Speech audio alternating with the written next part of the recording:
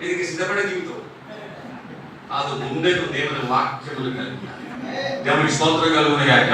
రెండోది మనం చూస్తే యెహోవా నా మాట ప్రకారం కాక నీ మాట అని చెప్పి అక్కడి నుంచి జస్ట్ బయటకు వచ్చాడు. బయటకు వచ్చి ప్రభా చెప్పేసాడు ప్రభా అన్నాడు.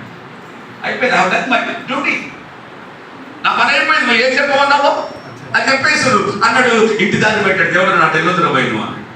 అదేంటి ప్రభా ఇంటికి వచ్చాను, మరి ఇంటికి వెళ్ళదంటున్నావు, అక్కడ నా తల్లిదండ్రులు ఏం కావాలి, అక్కడ ఉన్నది ఏం కావాలి, నువ్వు ఏం చెప్పావు అక్కడ కర వస్తుంది చెప్పావుగా, మరి కర వచ్చిన నీకు కూడా వస్తుంది కరువు అని నేను పోషించాలిగా.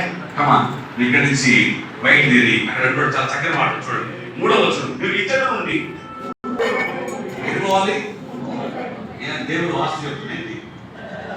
హలో, బైబిల్లో వాస్తు అని చెప్పే పిచ్చోలు చాలా మంది, బైబిల్లో వాస్తు లేదు.